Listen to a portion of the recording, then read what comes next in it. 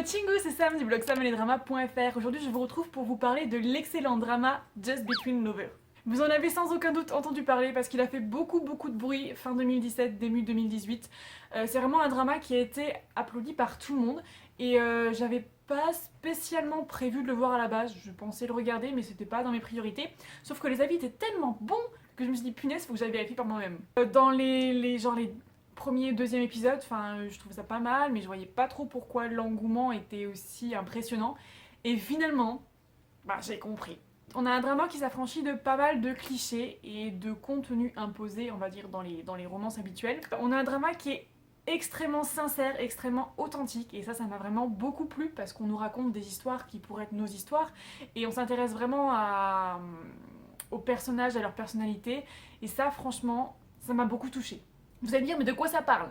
Alors en fait, ça raconte l'histoire de deux personnes qui ont survécu à l'effondrement d'un centre commercial, donc des années auparavant, et qui dans le présent se retrouvent, ils sont pas du tout guéris, ils sont tous les deux traumatisés par ce qui lui est arrivé. Elle a perdu sa petite sœur, lui il a perdu son papa, et il est resté coincé vraiment très longtemps dans les décombres. Et on sent tous les deux qui sont des personnes vraiment brisées, qui n'ont pas réussi à vraiment passer au-dessus, aller de l'avant, et qui vivent leur vie mais sans vraiment la vivre.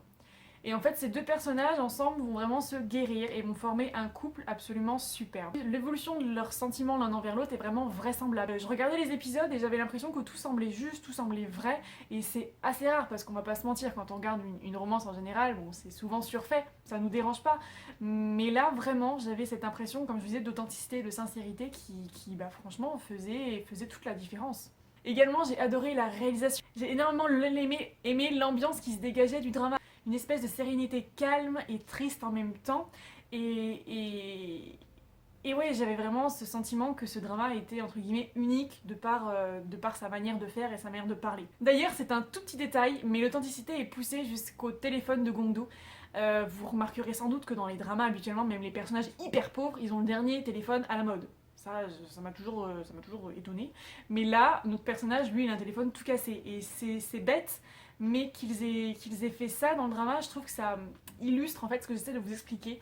C'est cette envie d'authenticité et de raconter des choses vraies et sincères.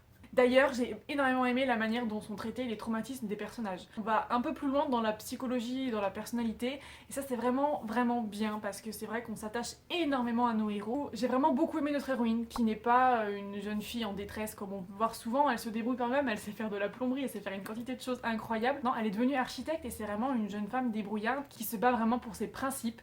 Donc non, une héroïne qu'on apprécie beaucoup, même si dans les derniers épisodes j'étais pas toujours hyper fan de ses choix, elle est compréhensible. Et enfin, le héros est un personnage absolument coup de cœur. Je suis hyper ravie d'avoir pu découvrir cette personnalité et j'ai vraiment très hâte de le revoir ailleurs parce que franchement, il était juste sublime dans sa prestation, dans son interprétation et il nous a vraiment fait vivre ce personnage. On a un lead masculin chaleureux, à la fois fort et fragile, qui dégage vraiment quelque chose d'unique et que j'ai beaucoup aimé aussi pour le fait qu'il soit pas le prince charmant idéal. Vous savez, celui qu'on voit souvent dans les dramas, qui vole toujours aux rescousse de l'héroïne. Non. Et c'est un personnage qui m'a également beaucoup touchée pour toute sa grande souffrance.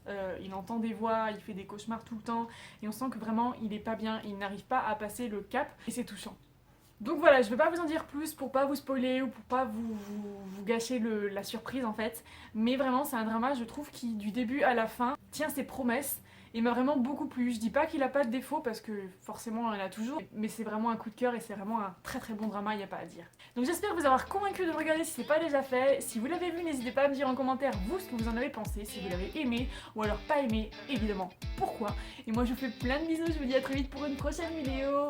Salut, popo, bye bye.